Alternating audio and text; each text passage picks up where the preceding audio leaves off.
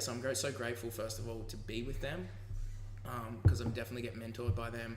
I definitely learn a lot from them, which is awesome. Like, I feel like when I wake up in the morning, it's like, I feel so grateful. You know, I feel so happy that, you know, I'm on a mission, and I'm on a mission to help as many people as possible, because my mission is, like, I'm just going to throw it out there. I want to be the best peak performance coach in the world. Yeah. That's what I wake up to be every day. I'm going to go for it.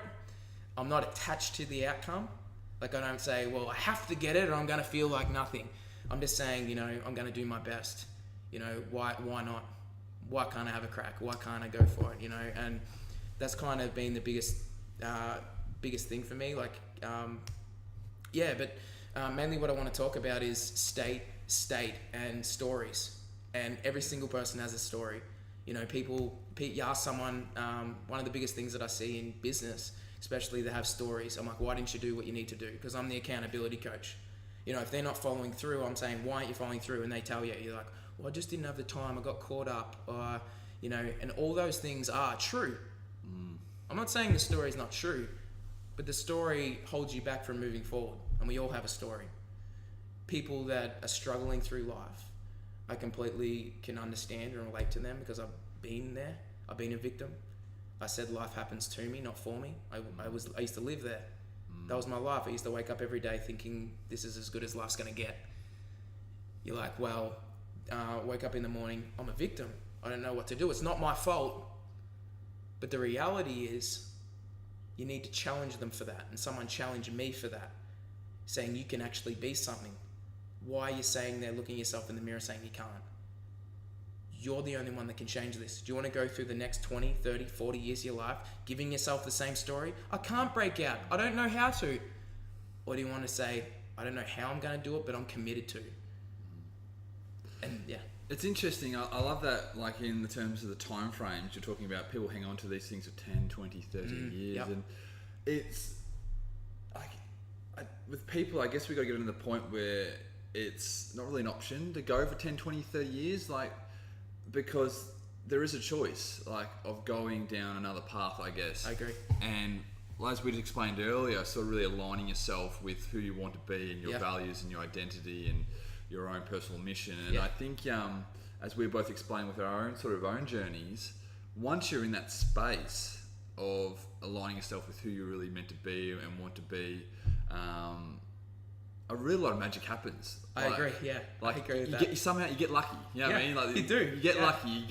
You get those loose balls that come your way. You get so much happens to, because you're doing things with sort of like a smile on your face. Yes, I agree. Yeah, and it's Sunday night, and the 99% of people say, I can't believe you're working on Sunday night, but you're happily going about your business. Yeah, and work hours don't really relate to you anymore, because it's always blurred, isn't it, between who you are and your I guess your career and who you are in a way. It's just an extension of what you're doing, I guess, in a way. I agree.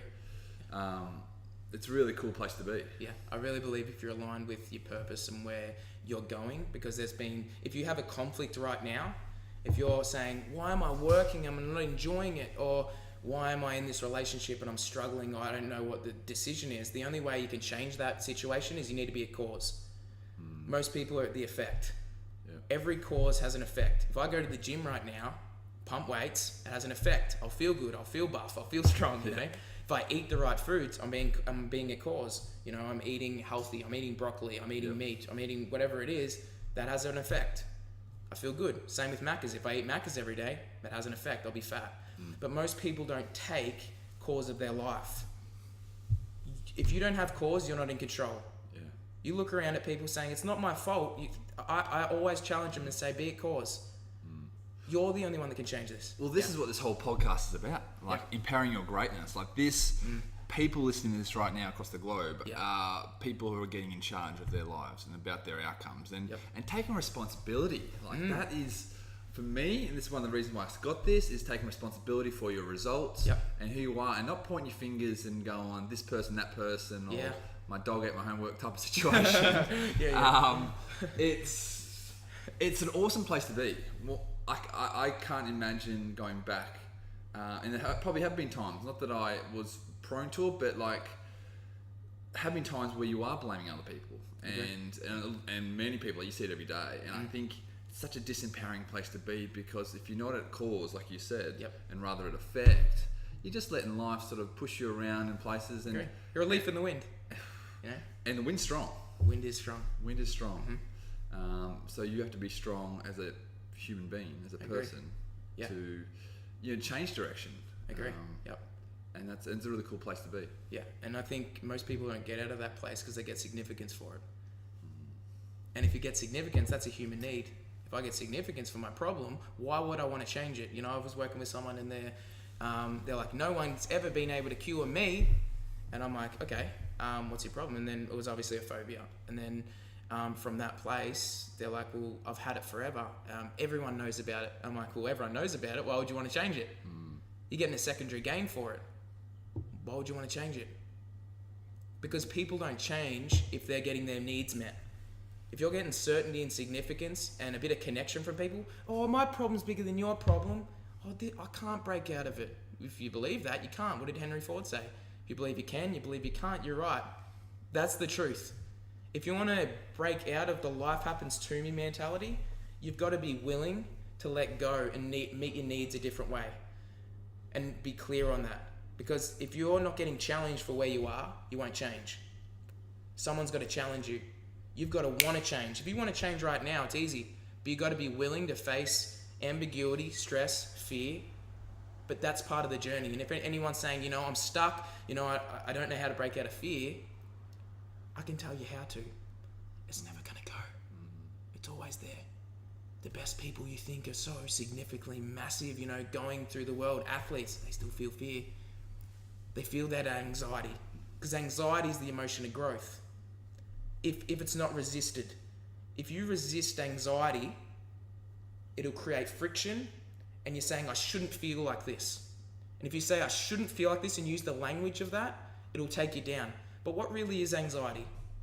Anxiety is actually growth. If me and you, James, went up into skydiving, I haven't done it yet, but I'm planning to do it this year. I've done it. It's cool. You've done it? It's cool. Yeah. Let me ask you this. What were you feeling on the way up? You're excited but anxious?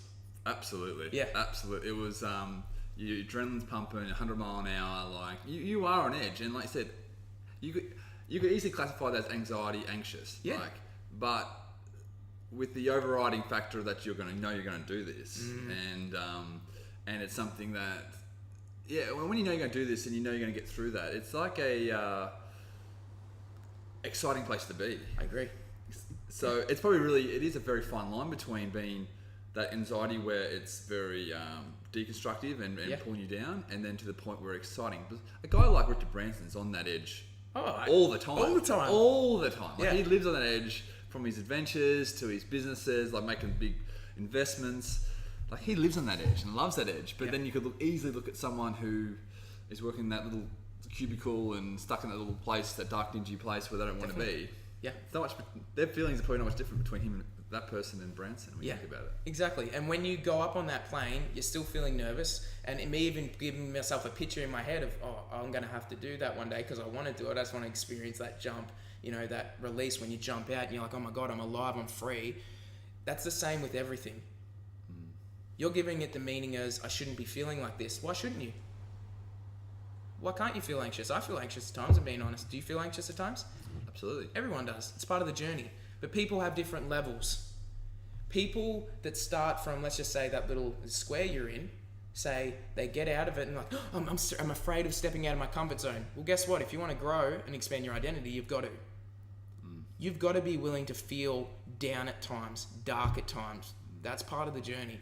One of my favourite quotes actually is, I can't say I'm a huge fan of her music, but she is quite an attractive person. That's Beyonce. But she has this cool saying, and I've said it a couple of times before, I'm sure listeners have heard me say it, but she loves to be in the place where she's got that feeling, almost that sick feeling in her stomach, that real nervous, anxious feeling in her stomach. She loves to be in that place as much as possible when she's working and doing her stuff, because it's at that point she knows she's growing and she's getting better. Yes.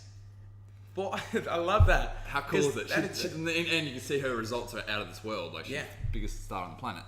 And I think that is cool. So whenever, like, for me, like, if I am even having a meeting with someone who I really admire or might get anxious about, or some big talk in front of a few hundred people, whatever it is. Yeah. It's cool. I just remember that moment. It's a cool moment. Remember, because at that point you're getting better. Yeah, 100%. Yeah, you're not getting better laying on the couch relaxing, watching Shawshank Redemption. yeah. I agree with that. Yeah. And it's just, I just think, like you said, when you feel like that, why do you still feel like, for instance, if I'm getting on a stage, which like getting in front of a stage of people, talking to personal trainers or talking to clients or whatever, like when you stand in front of people, that's what most people are afraid of. Every single person goes, most people are afraid of. They feel the fear. And the fear is the first time I stood on stage till the last time I stood on stage. I'll give you the experience. First time I stood on stage, I was worrying about it completely beforehand. I was worrying about it, and I finally got there, and I'm like, I know the content, what I'm saying, but I'm still worried. Why am I? Because guess what? I'm worrying about what they're going to think of me, because I'm focusing on myself. Second person, the last time I talked in front of people, I was worrying before it, same journey, but I got in front of people, I was about to jump in front of people, I felt anxiety, just like the first time, felt anxiety, but I made the approach from saying, it's not about me. The only reason I'm feeling stressed is because it's about me. If I say, I'm actually here to give my gift, to help people, to give value. For instance, before I go on this podcast, was I feeling a little anxious? Of course I was. But I'm not going to I'm not going to say I shouldn't be feeling like this. I'm like, awesome, let's use it. Let's use anxiety. Because think about it, stress, this is what stress is the same as anxiety. You're stressing, right? Stress is just a byproduct of you thinking life should look a different way to where it is right now. That's it. Are my inner world pictures, are my outer world pictures different to my inner world pictures? No, life should be like that. My inner world says life should be like this. Well, guess what? You can't control that. You can't control the wind. You can only control you. And if you keep attracting angry people, depressive people, sad people, that's on you. That's a reflection of you. It's actually a cool point you bring up, like in regards to the people you're sort of attracting, and as we both know, people hang out with people who are very similar to them, and you automatically attract people who you are, who yourself has been, and it's cool.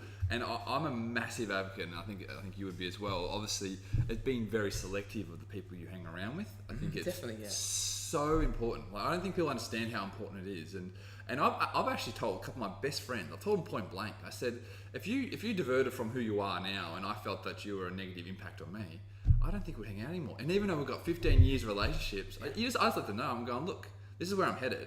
And if you're, and this might sound harsh to listeners, they go, oh God, this guy's not very nice. But I think if they're not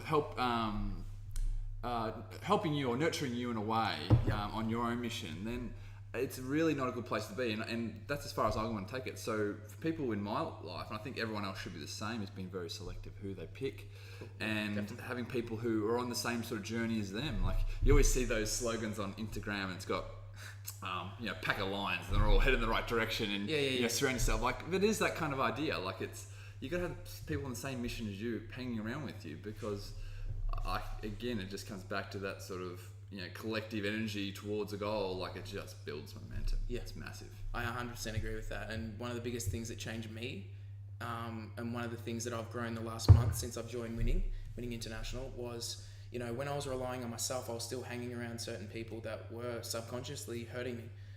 Not that they're bad people. I still love those people and care about them. Exactly. But you got to make the shift. Do you want to live a life of being I need to be in the good opinion of others? I need them to like me, so I need to stay around them. Or do I want a better quality of life? If someone out there is hanging around someone that knows they're bad and toxic, you've got to make the decision. It's not like you're better than them. It's not coming from the place of I'm better than you, so I'm going to go up. It's not coming from that. No, it's not. It's saying I want a better quality of life for me. Yep.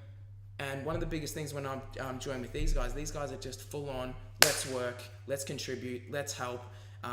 Let's actually enjoy the process. And by hanging around that, my mind just started shifting completely to say, wow, and when you're in aligned with your values and your higher purpose, everything comes to you, flows to you, because you're aligned with where you wanted to go.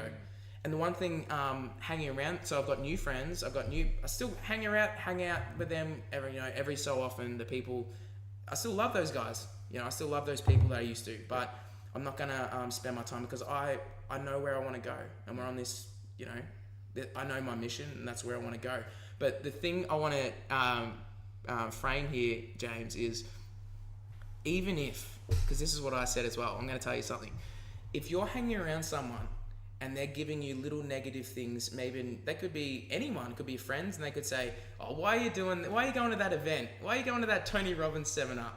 Even saying something like that, or you can't achieve on this podcast, James. Like, even as simple as that. And you might be you might be in a better state, and you're like, oh, I'm not going to, yeah, whatever, I'll get there. Simple as that, that's already hit your subconscious mind. That's what I'm talking about, subconscious. Anything anyone says, negative to you, you take it on board. Even if you say, oh, I'm not going to listen to that, you still took it on. Because if I say don't think of blue, what do? Blue. Subconsciously, it's in there. Now you're going to think of blue. Exactly right. You're hypnotizing that way. So for anyone out there, I really want you to consider editing your peer group. Who's holding you back? I'm not saying you don't love them and you can't hang out with them. I'm just saying, you know, what life do you want? Do you want to live... because the one thing, if you want to be better at anything, if you want to be a millionaire, hang around 5 millionaires, you'll be one. Yeah. If you want to hang around 5 bums, you'll be the 6th. Yeah. You know, it's... On a practical level, let's just get some practicality for listeners out there. Okay, so they're sitting here, they're going, all right, well, I want to be this person. I want to be a business, you know, really successful business, a really high-level athlete, whatever it is. What would you recommend people do in terms of finding the right sort of group to hang around? Like, on a practical sense, they're sitting here now going, oh, how do I go about this? What would you say? Yep, so the first thing that this is just from my experience, because I can only be authentic with what I've done. You know, I can't say this is what you should do. I'm just being authentic, and hopefully the listeners can do from their story. But I made a decision to say I didn't want this quality of life anymore. I didn't want to live in this, my life's happening to me anymore. I need to make a shift. And the way I had to do that was I had to disassociate myself from them. I stopped answering the phone. I just completely, and it was probably a wrong way to do it, but that's the way I did it. I started listening to tapes every day. I used to live an hour away from where I worked. I used to listen up and back. Used to work every day. This was a few years ago.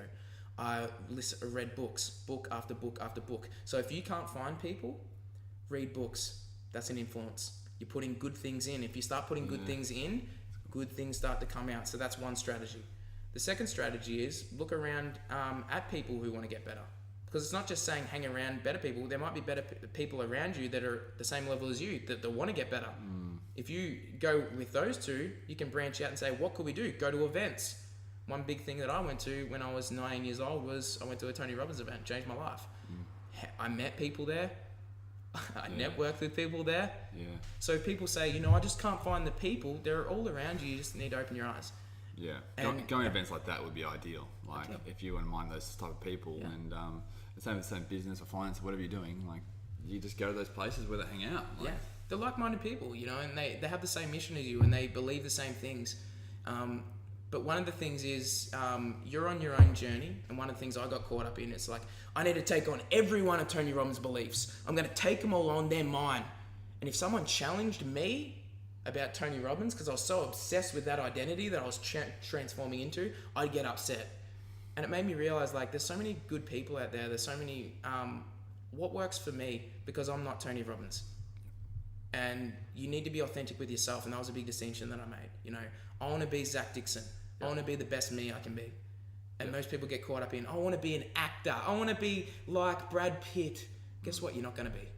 It's so cool. It's I've got a buddy who started a vlog, like a video blog, and he was talking about one of the biggest bloggers in the world, and he wants to be like that, and he's sort of asking me about what sort of strategies he might want to use to get to that point. And I just told him point blank, I said, no matter how hard you try, how many hours, how many vlogs you do, you'll never be him. Never. You can't be. Yeah. You can't be him. So stop trying to be him. Yeah. You can take bits and pieces of what he does and take it as ideas and apply it to yourself. But once you realise that you're your own human being and you're never going to be like anyone else, it's awesome place to be. Yes. And everyone functions differently. I was even watching this movie the other day. It had The Big Short. Have you seen that movie yet? No, I haven't. It's got a few big actors in it. It's a good movie. It's about the financial meltdown, I guess, of America. Yep. About 6-7 years ago. And anyway, long story short, one of the main characters was played by Christian Bale. He was one of these sort of a very eccentric type I think it was a VC, a venture capitalist, or was he? Anyway, long story short, I think a financial investor. Long story short, he was just such a unique dude, and he was playing in his office. He was playing like death metal, heavy metal type music. Yeah. And he's wearing no shoes, and he's wandering around, and he looks like an odd sort of person, as a regular person would say.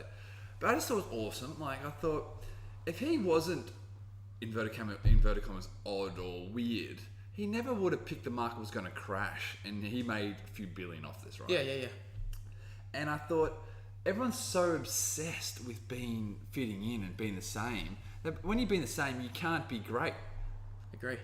But if you're the same, everyone's going to have your results. Yeah. So to be great, you have to be different. So I, in people and in myself, try to encourage to be weird. Try to encourage to be different, because that's where the greatness lies.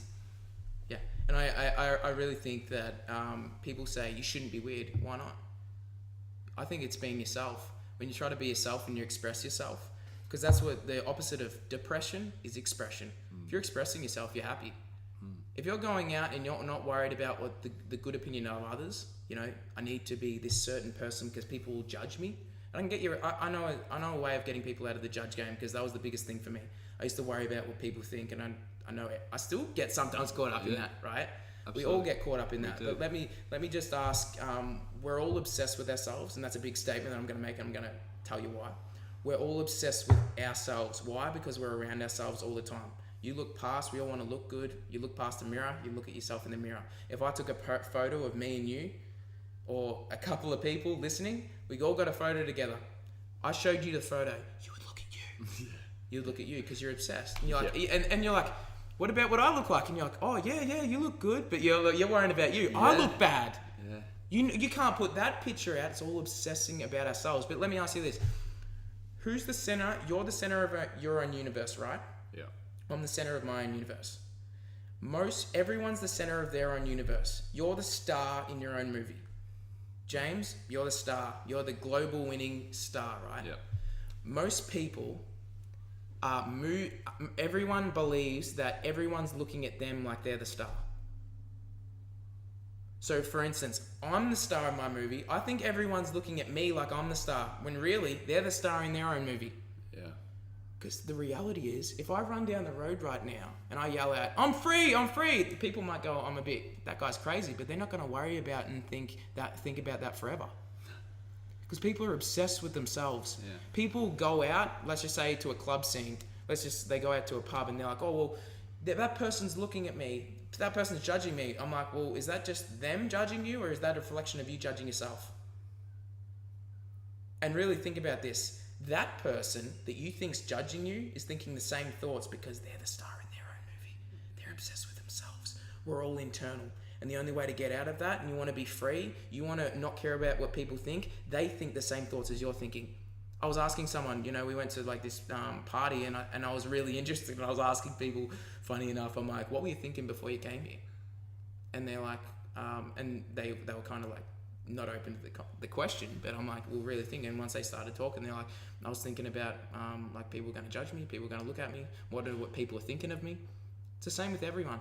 I felt the same feelings. Yeah. Everyone feels the same feelings. So if you get aligned with that and say, no one actually cares, because they're so looking at themselves. Yeah.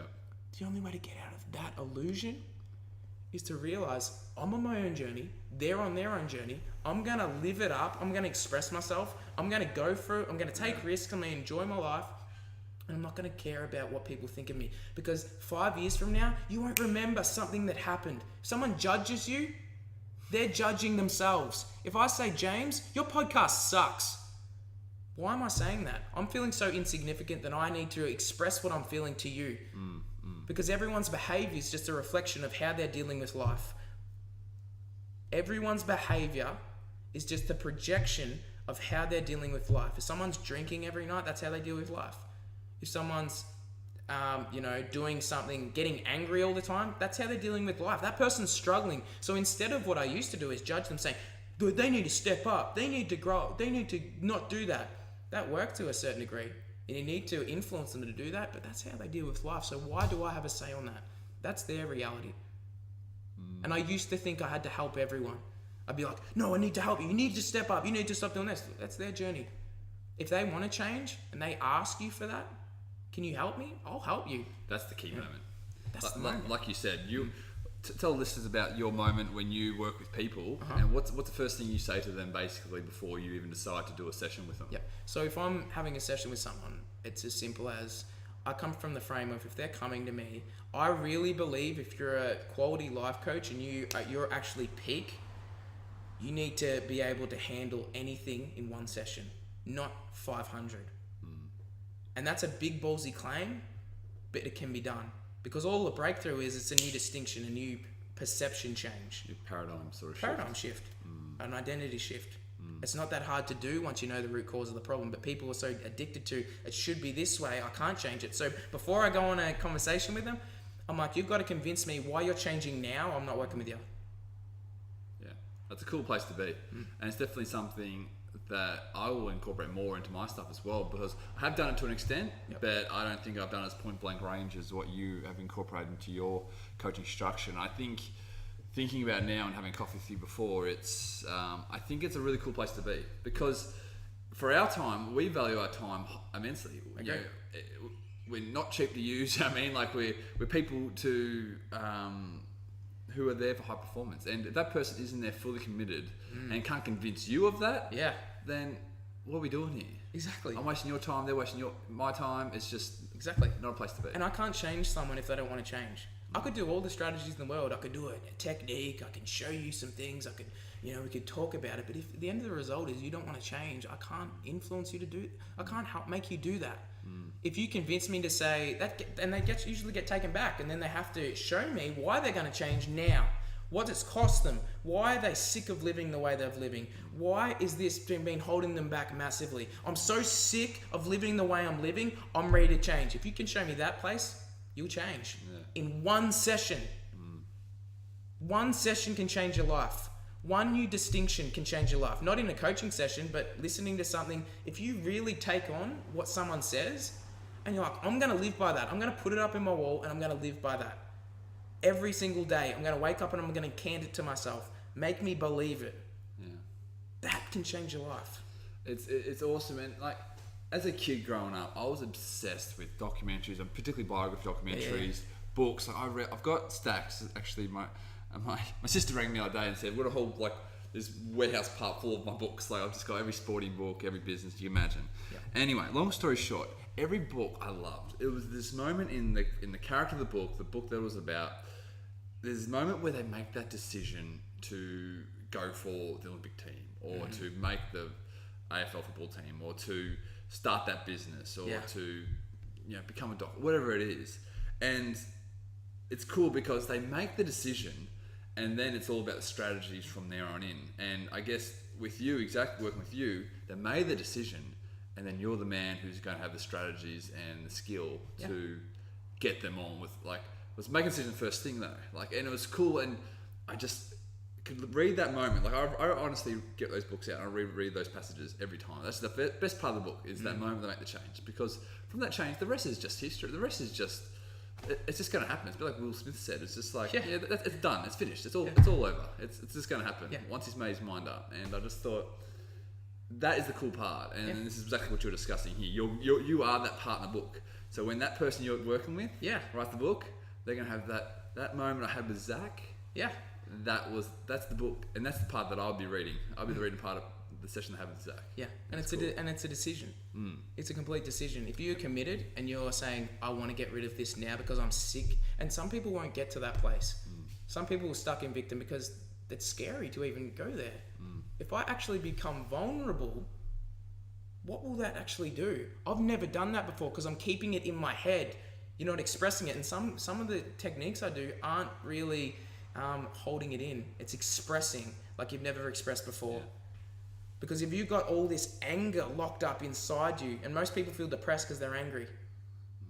They feel angry because they have a sense of loss, an illusion of loss. So they feel hurt, which leads to anger, which leads to depression.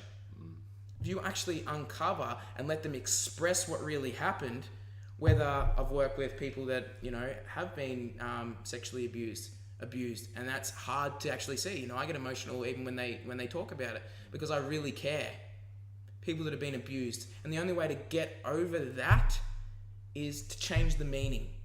Not just change the meaning intellectually, because you could just, let's just say I can make you change the meaning. You're like, okay, intellectually I'll just say, I'll forget about it. That's not going to work.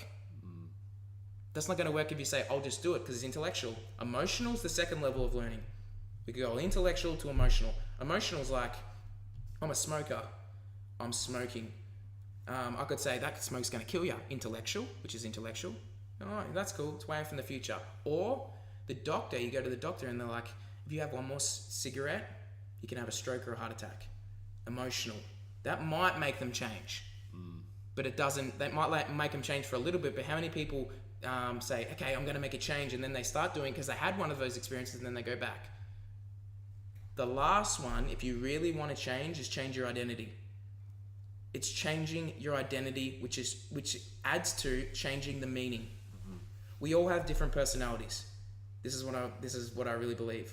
James, you've got a different personality to the way you're talking now to when you're out with your friends having fun. You're like just letting go and having fun. We all have different personalities. What I get people to do is associate and anchor a specific nickname to that. So for instance, there's always a strong part of someone. So if someone's coming to me and they're struggling, I always ask them, is there a strong part of you? Have you ever been strong? What's that strong part of you? And they start telling me about it, which gets them into state, and I get them to close their eyes, go back there. Think of a time that you're strong. Think of a time that you've actually dominated. And guess what? They start saying something and I say, who am I talking to right now? And they're like, and I'm like, give me a nickname. Who's this? It's an identity shift. It's changing their identity. And they could say, my name's, I don't know, Strongman. Let's just say Strongman. This is Strongman. I'm like, okay, Strongman. What do you think of Zac's behavior? What do you think? It changes their identity so they look at it a completely different way. And then they start identifying themselves as Strongman. Not saying that's their name, but that's just a personality. So if you really want to make a shift, you got to change the personality, which changes the identity, which changes the meaning. If you do those three things, you can break through of anything in one session. If something's been holding you back for years, it can be done in one session, but it's got to be strategic and you got to want to change. If you do those two things, you'll change. Done. Like that. Yeah. I honestly believe that. I see that. If someone told me this 2 years ago, I'd be like, yeah, whatever. But then when you go to a Tony Robbins event or anything like that, how does he break through people within 20 minutes? Yeah. That's been holding them back forever.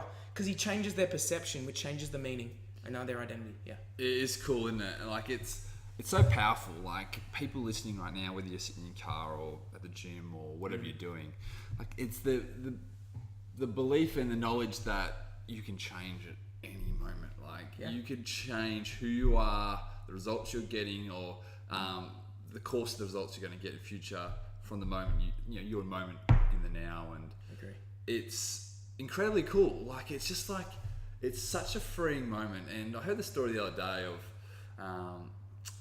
James Ramko was telling one of the online business gurus we had on this show, and he was saying he met a mechanic who whole life.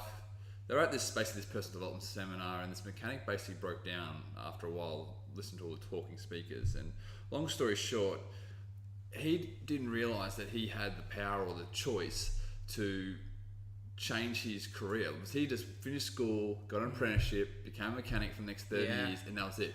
He didn't realize he had a choice. He just thought that was the way you did things, you work, you do that. And he started breaking down crying in this seminar, and that was the moment where James was saying that like he realized people just don't understand this concept, that they have the power, they have the ability to change who they are and become the person they want to be and living in line with themselves. And that, if anyone listening to this podcast can get that one point today, that's beautiful. Yeah. And if you're stuck right now and you're struggling to find, people always say like, what's my purpose? Like I don't know my I don't have a passion. I can easily answer it. If you don't have a purpose right now, you're your purpose. You bettering yourself as a person's your purpose. Why isn't that good enough? I'm bettering myself as a purpose. What's my purpose? to probably help as many people as possible, give my gift to people, make them change, make them go from slavery to freedom. That's why, because I was struggling like that, I went from that, so I've had my own experience with that. But mainly my purpose is bettering myself every day. If I'm waking up and I'm 1% better than yesterday, I'm happy. And that's what I 100% believe. If you're better every single day, just making it, and guess what? You're gonna struggle at times. You're gonna be happy at times. You'll have really, really high highs, really low lows. But that's part of the journey. And for instance, if you want to change where you are, passion is found in the realm of uncertainty. If you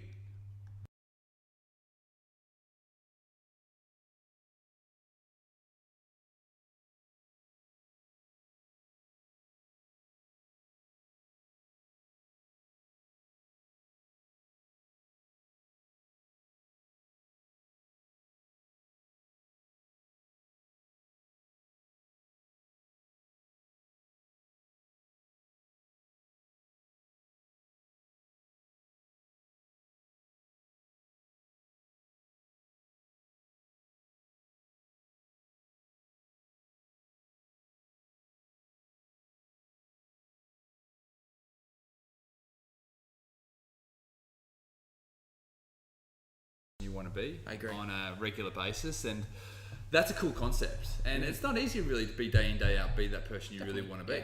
But once you commit to that, it's a bit like once you start rowing the boat, there's no way back. You know what I mean? Like, you get momentum. You take action and you commit and act, you get momentum. It's like the snowball effect. You pull one action from the leaf, it's like pulling a rock out, and the snowball starts going faster and faster and faster. Everything you thought was hard starts to become easy, but you've got to commit and act. The only way to get momentum is to say, not just feel like you want to go to the gym, go to the gym. Because when we grow the most, James, is not when we want to go to the gym. When we want to go to the gym, it's cool. I feel motivated today. I'm going to go to the gym, pump weights. Feel good, you enjoy the workout. But what about the days when it's cold? What about when the days where you're sore? What about when you're like, I don't want to do it, I'm not motivated, I had a shitty day? What happens then? Those are the moments you grow the most, because times you don't want to do something, you do it, that's what's going to make you become stronger. I always had this cool vision of, especially when I was back in competing sort of athletics and that particularly, when you had those off days, those days where it was rain, it was cold, or it was a public holiday and everyone's at the beach or whatever it was, they were the best days, because on a good day when everyone's feeling good, it's easy. Everyone can feel good on a good day. Absolutely. But it's difficult to feel good on a day that you don't necessarily. You have to work at it. It's hard. It's hard. Yeah, it is. It's hard to train when it's hailing, it's middle of winter, and you've got a 20-kilometer run to do or whatever it is, or you've got a full-on 2-hour gym session to do. Yeah. But that's where you're separating yourself, because there are a lot of people who aren't training on that day. Yeah. So that's where you're in that select few who do, and that's where the gains come from. Yeah. And that's where you can separate yourself. 100%. Because, like I said, it's easy to do the easy things. But if you get the rituals right and you do it every day, like because I've been in the gyms for the last 7 years of my life, even though I don't want to do it, that's my ritual, I have to do it, or I will feel bad, because I've attached to my identity, I go to the gym every day, I am a lifter. That's my identity. If you say, I'm a vegan, does a vegan have the different, anything different inside their body than me? No, it's just their identity. I don't eat meat. That's their identity. I am Zac. If a marathon runner says, I am a marathon runner, that's part of their identity. If you're a marathon runner, let's just say, James, you're a marathon runner. Yep. If you only run 1 day a week, you'll feel resistance. You'll feel like I should be doing it, because it's your identity. And something Tony Robbins says, it's like, Tony Robbins says something about identities. It was the strongest force in the human personality is the need to remain consistent with how we define ourselves. That's so true. I was literally about to bring that up. Yeah. I was like, there's the strongest force. Like, it's overwhelming force. Your body and your whole being just has to live out like who you're telling it to be. Yeah. It just has to, like you said, vegan's a beautiful example. Like, if you're a vegan, tell yourself and tell everyone you're a vegan, your body instantly just searches for those things to be that. Agree. Yeah. Because it hates not to be in line with who you're supposed to be or who you are and who you've attached yourself to. It becomes who you are. Yeah. It's me. Like, you know, like that's... And you're walking down the street and your brain instantly won't even notice the butcher. Yeah. But it'll notice the greengrocer next door. Yeah. It will. You wouldn't be able to tell you where the butcher is if you're a vegan. I bet you if you pulled one out next door and found a vegan and said, "Where's the local butcher?" and they'll be like, "Huh?"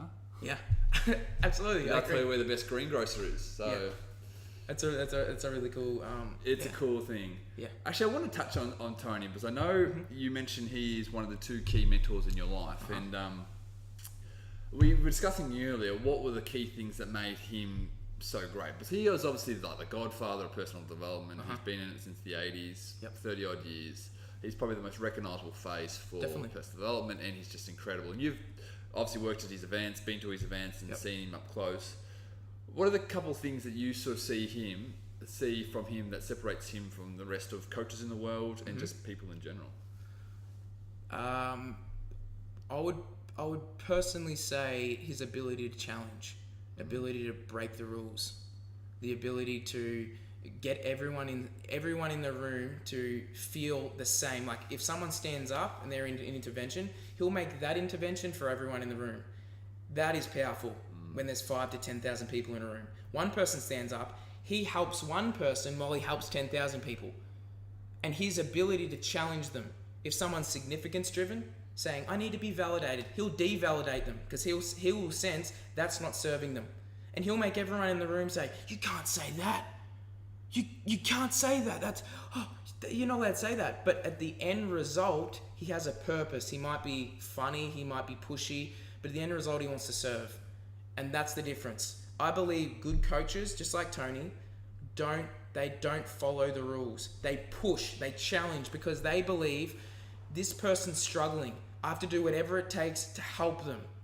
And they will go to that level. Some people say, I better hold back. I've had people where I've coached them and they start screaming at me. And I believe, I'm like, well, maybe I crossed the line. Maybe I did cross the line. And I start feeling scared. But at the end result, they thank me. Yeah. Because no one's challenged them like that. And if you're a coach and you want to be a better coach, you need to start challenging their model of the world. If it's not serving them. If it's serving them, don't do it. If it's not, you need to challenge it from a loving place. Right? So the 2 things would be his ability to challenge, just like Arnold Schwarzenegger says, break the rules. The same with Arnold Schwarzenegger. Successful dude in every career. Bodybuilding, acting, governor. And then you talk to him, Tony Robbins is the most successful. He's the most successful in that. They have the same thing in common. Break the rules. Not the law, the rules. What people think you should do. You don't have to do that. If you know something's going to get you the result and whatever it takes, they will do it. And that's what makes them successful. And the second thing I would say that Tony has the advantage over other coaches would be his ability to be so strong, owning himself completely in his masculinity. Saying there's no, like if someone challenges him, he knows exactly how to handle every situation. Yeah. It's that belief and that masculinity compared to, and he can really go to the feminine as well and really show that he really cares. So it's that balance of the leadership masculine and the feminine of love, going from those 2 things. Because if it was all masculine on stage, the women wouldn't be there. Yeah. And if it was all feminine on stage, the men would be like, this guy's a pleaser, pussy pleaser, so it's he's that healthy balance, that ability to go back and forth, and that ability to say, if someone stands up, I'll be able to serve you. That total belief, and I love that.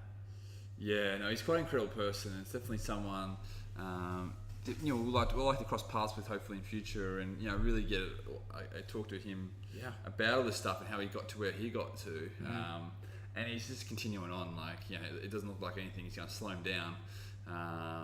He's quite an incredible person. I think it's definitely incredible. Like you said, he's a mentor for you. And your other mentor, you said key figure in your life was your dad. Yeah, my father. Yeah.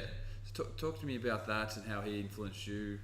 Growing up. My dad's always been into the personal development. He's got his own beliefs, and he always says, always be flexible. Don't take everyone's word for it. Be a sponge. But don't say, this is the way the world should be. And that just said, because I used to be like, no, Tony's the only way. And he's like, yeah, Tony's probably right with some things, but I want you to experiment. He always wanted me to have an open just completely stay open to everything, because you can learn something from everyone. Yeah. And one of the things was, when I was struggling when I was younger, I think I was 15, 16, he gave me personal development tapes, which he just said, watch these, which were Tony's tapes. And yeah, ever since then, he's my coach. You know, Dad's my coach. You know, every time I ring him and I'm like struggling, feeling overwhelmed because it's part of the journey, he always gets me back on my feet. He always, you know, says like, tells me how it is. He challenges me. You know, he says, he just wants me to enjoy the journey, because throughout life, I really believe people are trying to get things externally to be happy. I've got caught in it. If I get more money, I'll be happy. If I get the right car, the apartment, I'll be so happy. When the reality is, no, you won't be. And what my dad always teaches me, he always reminds me, he says, enjoy the journey. Every day I talk to him, he said, just make sure you enjoy it. Everything else doesn't matter. If you're not enjoying the journey, what are you doing? And he also taught me, one of the big things was, he said, taught me that the future's now. You can only live your life in the present. And that's hard to do, because people are always achieving to be better, to be the next 5 years, I'll be where I want to be. Why can't you be where you want to be now? Why can't you wake up and say, I've already arrived? Because the thing he taught me was, the future's now, meaning the future's just a projection in the future. My life's going to be this way in the future. Hopefully one day my life's going to be better. Why don't you just realize that now is the only time you have? Right now, James, when we're talking, this is our life. The start of the conversation was the past. We can't get that back. So what he taught me to do was catch the moments. This moment now is all you have. So if you can really capture this and actually go outside, because you can't be fearful and be present. If you're happy just saying, oh, look, I'm out with my friends, I'm with my family, I'm loving this, I'm just going to be here. I don't need to check my phone, I don't need to check that. I'm just going to be here and I'm going to enjoy it. And that's what I wake up every day thinking, you know, and that's the biggest influence he's had. And I admire my dad. I completely love my dad, also my mum as well. But yeah, I love them both. I'm very blessed in that sense. But yeah, those two are my biggest mentors, and definitely moving forward, I'll be leading by example, and hopefully I can be other people's mentors. Yeah, obviously your dad's quite incredible. Some of those key sort of principles are so amazing, really, like to pass on. And not everyone has that. Not everyone has that sort of father in their life that has that sort of upbringing. But, you know, a couple of those ones, like we said earlier, mentioned before we recorded, like Eckhart Tolle with The Whole Power Is Now, like that's, for starters, guys, if you haven't read that one, definitely get a hold of his stuff. Yeah. I think I tweeted something out of his actually the other day. Actually, I'm going to, while I'm talking to you right now, I'm going to get that tweet. It's just perfect. Like Eckhart Tolle is one of my sort of mentors as well. Yeah. Read his stuff, but what was it again? It was, when you become comfortable with uncertainty, infinite possibilities open up in your life. And the guy's just full of gems like that. And I think if you can read more of his stuff, I definitely recommend. And the other one was cool. I loved how your dad said, you know, challenge other people, like even Tony's views on things. Don't always have to take them on board. Yeah. It's a cool thing. And we were mentioning like how you've got to, you know, not everything works just because it works for Tony, even though he's as successful as he is, doesn't mean it's going to work for Zac. You know what I mean? Exactly. And it's a cool concept. And once you realize that you're different and you work at different things, I think that is just key. And to doubt what some of his stuff he says, because it's just his perception of the world, I guess, in a way. Yeah. And I actually saw a speaker this week. I went along and watched with a couple of mates, Rob Bell, who's one of the I don't know if you heard of Rob Bell before. He's American, and he's one of the biggest sort of, I guess, pastors in the world now, I guess. He works with Oprah. Yep.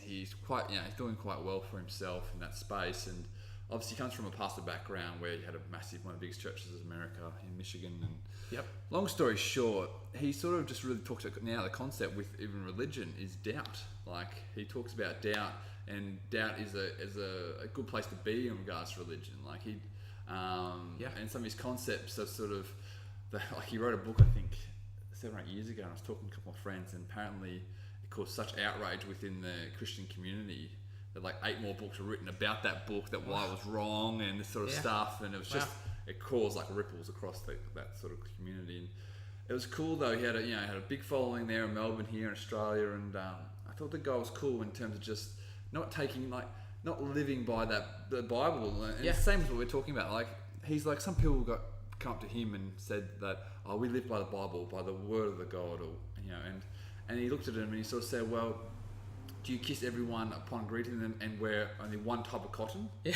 Because in the Bible, apparently it says you're supposed to kiss everyone you meet and wear one type of cotton of clothing, nothing else. And he's like, by looks of things, you didn't do that, so you are not living by the Bible. You know what I mean? And therefore, like, people just choose bits and pieces they want to choose the Bible to live by. Yeah, of course. And like, he's an advocate. Obviously, he was an advocate of gay marriage and all those type of things. And like, I just thought it was cool that he, even with his background and where he came from, he still has the ability to doubt things and things that need to work for him and potentially others. And some of my close friends are very Christian orientated, and they felt with him as being a leader and demonstrating that it is okay to do these sorts of things, gave them sort of power to expand themselves. And I thought that was really cool. And it's a bit of an elaborate point what we're getting on, I just think your dad's philosophy on the ability to think your own thoughts and is incredible, and no one is spot on. I mean, no one's got it perfect. No one has it. No one has it. Who says it's right? Exactly. It's your model of the world. Yeah. You can see the world any way you want it to, any way you want it. You can see it in any way, and what right do I have to impose that you should live it my way? You can question, you can get things, you can be a sponge. That's what I always learned. Just be a sponge like a kid. Just say, I'll grab this, I'll grab this, I'll grab this. Not, this is the way the world should be, and if it's not like this, I'll be stressed. Yeah. What life is that, And I guess it's even getting some perspective on problems. Problems are part of life. And I know this is a bit off topic, but I just wanted to phrase that my problem and your problem is someone else's idea of their ultimate dream. Yeah. And so many people say, they get so pissed off about little things, and they're like, well, and it's a problem, and someone from the other side of the world would pray for that. Anything like that. So if you can really get some perspective on problems are never going to go away. Yeah, that's a key concept. You're always going to have problems. Yep. Problems can either make you grow, or you can say they shouldn't be here. Well, guess what? They're not going to go away. Yep. You can be Bill Gates rich, you can be Steve Jobs, you can be President Obama. They've still got problems no matter how much money, how much wisdom you get, how strong you get, whatever it is. You're still going to have these same things. They're still going to come up, challenges in your life. And it is a key thing. Like, people think, oh, if I get the Ferrari, all my problems are going to go away. They're not going to go away. Yeah. And once you get that, like, it does sort of, I think, cut through the crap a bit, cuts the fat from the meat, and then you realise what's really there and what's more important. And it's cool. Again, just this whole podcast is a powering place to be. Yeah. Once you can get that concept. And people even, like, something could happen, and I've got into place before, and something happens, and you're like, this shouldn't be happening. Why is it happening to me? Now, I've got caught in that before. Even with all the awareness that I've learned, you still get caught in that. Even, like I was saying before, life happens to me. Sometimes I blame. That's not my fault. And then if someone says something to me saying, yes, it is, and they go, well, yeah, it is. But I'm not saying that you're never going to go back to, I'm going to blame other people, like we were saying at the start of the podcast, because we are. I still blame other people. Yep. I'm sure you still blame. Totally. You don't take cause all the time. Yeah. It's probably having that awareness, though. Yeah, it's the awareness. Someone like you or me, with the space we're in, we have the awareness. So once you get caught in that, and sometimes, it's actually a classic example. I was driving home, and traffic was horrendous coming out of the city. It took me 3 hours to get home. And I was on the phone, and I was actually talking to my mother of all people, and I just felt myself just whinging. And I said, after a while, I said to myself, I'm sick of hearing myself whinge to you about this traffic. Yeah. But I think because what we do, we have an awareness that that's what we're doing, and a lot of people don't have that. And once you have the awareness and have the strategies and skill behind it to get you out of that, that's what you need, and that's all people lack, and that's where you and me come in. Of course, as coaches. Yeah. And we're all human. We all, believe it or not, feel the same as everyone else. We just have different levels. We have the difference. If you study this, and you become a coach, or you see a coach, they just give you the awareness that you already have. Yeah.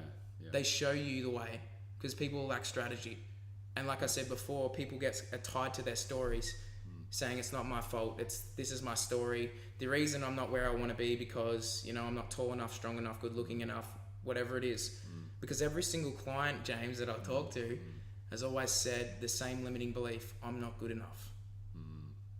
They have the same belief saying I'm not good enough, and it might be ranged differently, saying I'm not good looking enough.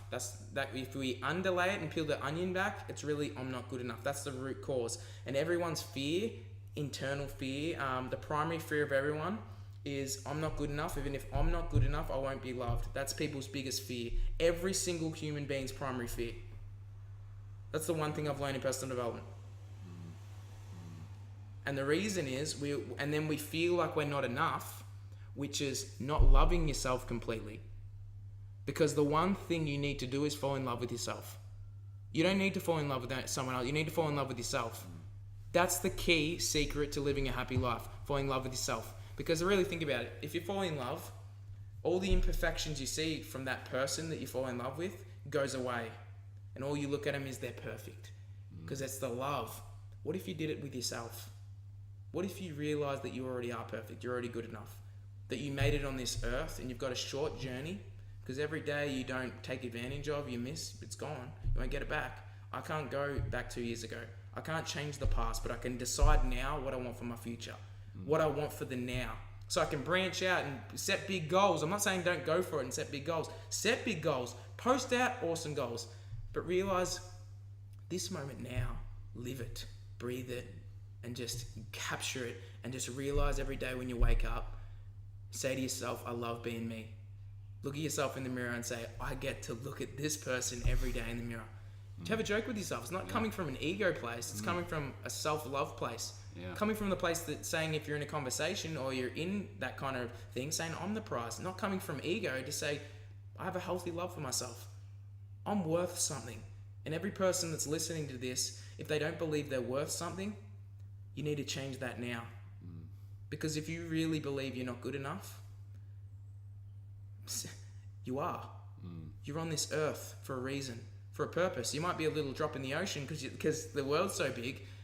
But if you just realize that you're already enough and you love yourself and you stop focusing on I need someone to fill that gap because I don't feel enough, so hopefully someone will love me enough. What if you just said, that's going to be a dysfunctional relationship anyway. What if I can be whole myself and love myself completely? And then I'm happy with being me.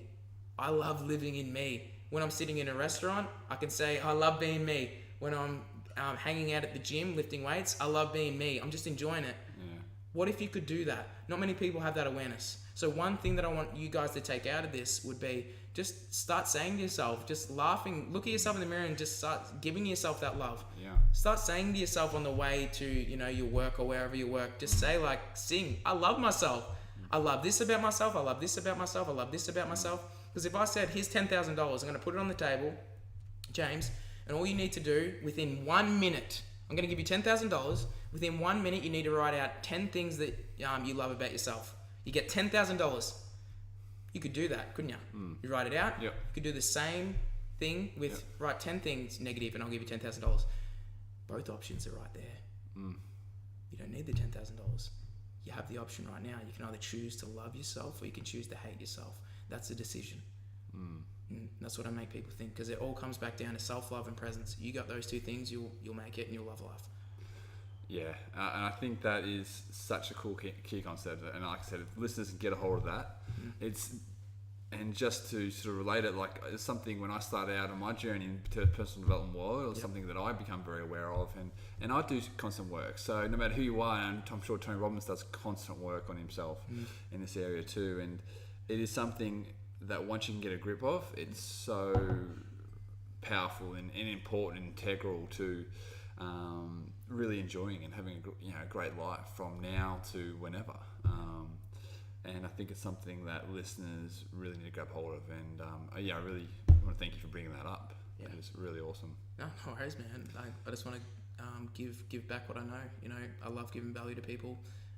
That's what I believe. I'm just going to keep growing. I'm going to keep learning. I still struggle. I'm going to be honest. I still struggle. I still push through. But, the more you push through, the more you learn about yourself. And from a year ago when I did my first podcast, it seems like such a long time ago, but I look back at that and you're like, wow, like that's where I was at. Yeah. And now you go to here and I'm like, whoa, this is where I'm at. I'm just going to keep growing. Yeah, you know? man. Oh, we're definitely going to have to get you on in another 6-12 months or so and chat again, because this is super. I'm really grateful for you coming on the show, man, giving up your time. Listeners across the globe are going to love this. And as we said earlier, like, this is going to be here forever now for people to get a hold of and really kickstart their new direction and living in alignment with himself and a more authentic self. And it's super. So appreciate you coming on. I think we've done it. I think we've done some amazing principles for guys, and I think they'll hopefully really enjoy it. So if listeners want to find you on the web, where do they go to? So depends if you're a coach. If you're a coach and you want to grow your business to a 6 or 7 figure mark, just go to winninginternational.com or just add me on Facebook, which is under Zac Dixon. Yep. And just add me and just ask me a few questions about it. I can head you in the right direction. If you want to just grow, if you want to have any kind of breakthrough session, learn a bit about me, just add me on Facebook. I'm pretty active on Facebook or cool. Instagram as well. Yep. What's his Instagram? Zac Dixon Coaching, I think Zac it was. Dixon Coaching. Yeah, that's awesome. my name. And just if you have any challenges, you want to break through something, just give me a message and I'll be able to serve you. Or if I can't, I'll point you in the right direction. But if I can give something, it's just make a decision. Make a decision on what you really want for your life. Whether it's with me, whether it's with anyone. If you want something, I really believe just commit and act. And if you just commit and you act, that's what changes your life. That's what gets the ball rolling. So just been really excited, and I really appreciate you having me on, James. Had a great time. I'm really grateful you had me on the show. I appreciate that, and I'll definitely put some of your links up to your website and your Facebook and that. I'll put on the show notes on eliteteamleadership.com.au so they can get links straight onto your stuff and check your stuff out and say good day. So cool. That'd be cool. So thanks for that, and thanks, we'll talk soon. Awesome, man. Cheers. Cheers.